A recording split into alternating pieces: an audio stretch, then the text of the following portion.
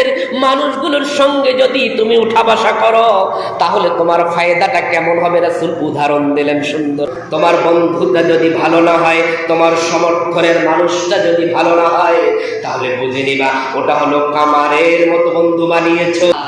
ঠিকই এই বন্ধু, আপনি যখন বিপদে পড়বেন, আপনি যখন পথহারা হয়ে যাবেন, তখন দেখবেন আপনার এই বন্ধু আর আপনার এই জীবনে কাজে আসবে না।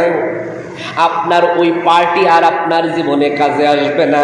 আপনি যখন বিপদগ্রস্ত হয়ে যাবেন, বুখারীতে হাদিসটা এসেছে, আবু মুসা আশআরী রাদিয়াল্লাহু তাআলা আনহু হাদিসখানা বর্ণনা করেন, ও পৃথিবীর মানুষ, তুমি যদি সৎ লোকদের সঙ্গী হও, ভালো মানুষের সঙ্গে যদি উঠা বসা করো, নামাজি মানুষের সঙ্গে, দিন কায়েমের মানুষগুলোর সঙ্গে যদি তুমি উঠা বসা করো, দিন কায়েমের মানুষগুলোর সঙ্গে যদি তুমি উঠা বসা করো, তাহলে তোমার ফায়দাটা কেমন হবে? রাসূল উদাহরণ দিলেন সুন্দর করে।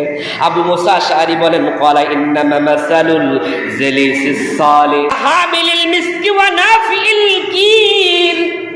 এই দুইটি মানুষের একটি হলে ভালো মানুষ আর একটি হলো মন্দ মানুষ। উদাহরণ হলো, আল্লাহ রাসূল বলেন, একটা হলো মিস্ক, যারা আতর বিক্রি করে এদের মতো, আর একটা হলো যারা কামারের কাজ করে হাপুদের মারে তাদের মতো। অর্থাৎ কামারের কাজ করে যে সকল মানুষ, ওই কামারের মতো। আর একটার উদাহরণ হলো আতর বিক্রেতার মতো। রাসূল বিস্তারিত বলে দিলেন, শুনে রাখো। একজন আতর বিক্রেতা আর এক কামারের উদাহরণটা আমি আল্লাহ রাসূল কেন দিলাম? রাসূল বলেন, ফাহামিলিল মিসকি ইম্মা ইয়া আইয়ুহজিকা।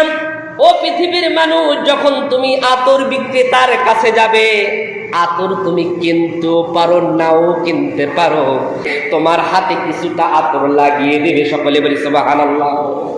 করে কি করে না? আমার আতর অনেক ভালো, একটু লাগাই দেয়, ঠিক কিনা? তার কাছ থেকে তুমি হয় আতর কিনবে, অথবা ওয়া ইম্মা তাজিদু রিহান তাইয়্যিবা, তার কাছ থেকে কিছু সুগন্ধ তুমি পাবে।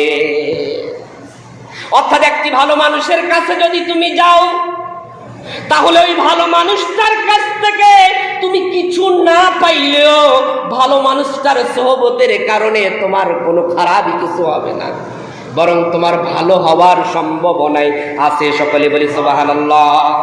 আল্লাহ রাসূল বলেন, তুমি আবার যদি তোমার খারাপ মানুষের সঙ্গে তোমার বন্ধুত্ব হয়, বেনামাজির সাথে হয়, ইসলাম বিদ্বেষী মানুষের সঙ্গে তুমি যদি বন্ধুত্ব বানাও, তাহলে তোমার উদাহরণটা কামারের সঙ্গে। কামারের কাজ হচ্ছে, যখন একটা কোনো কিছু গরম করা প্রয়োজন হবে, একটা হাতুড়ি বানাতে হবে, একটা দা বানাতে হবে, একটা চাকু বানাতে হবে, তখন সে হাপড়ের মধ্যে দাবা দেয়, ঠিক কিনা? এরকম করে করতে থাকে। আল্লাহ রাসূল বলেন, এই লোকটা তো, যেই লোকটা কামারের কাজ করে, নাফিল কির ইম্মা ইউহরিকু সিয়াবাকা, তুমি যদি এই কামারের কাছে যাও, হয় তোমার কাপড় পুড়িয়ে দেবে। কি পুড়িয়ে দেবে? কাপড় পুড়িয়ে দেবে। যদি তুমি তার কাছাকাছি চলে যাও, তার আগুনে তোমার কাপড়টা পুড়ে যাবে। ওয়া ইম্মা আন তাজিদা রিহান খাবিসাতান, অথবা তুমি যদি তার কাছাকাছি থাকো, তাহলে হয় তুমি তার কাছ থেকে দুর্গন্ধ পাবে। সকলে বলি নাউযুবিল্লাহ। তাহলে ভালো মানুষের সঙ্গে থাকলেন, অর্থাৎ আতর বিক্রেতার সঙ্গে যদি তোমার বন্ধুত্ব নাও হয়, আতর বিক্রেতার কাছে যদি তুমি যাও, সুন্দর সুগন্ধ দিবে, অথবা তার কাছাকাছি গেলে তুমি সুগন্ধ পাবে। আর যদি আতর কেনো, তো তাহলে তো তুমি লাভবান, তুমি সুগন্ধ কিনে নিলে। আর যদি তুমি একজন কামারের কাছে যাও, তাহলে সেখান থেকে তুমি হয় আগুন পাবে, নিজের কাপড় চোপড় করে ফেলবে, না হয় সেখান থেকে দুর্গন্ধ নিয়ে বাসায় ফেরা লাগবে। ঠিক বন্ধু যদি তোমার ভালো না হয়, তোমার বন্ধুটা যদি ভালো না হয়, তোমার সমর্থনের মানুষটা যদি ভালো না হয়, তাহলে বুঝে নিবা ওটা হলো কামারের মতো বন্ধু বানিয়েছো। হয় তোমাকে জ্বালিয়ে পুড়ে সারখার করে দিবে, ইহকালও জ্বালাই দিবে, পরকালও তোমার জ্বালাই দিবে।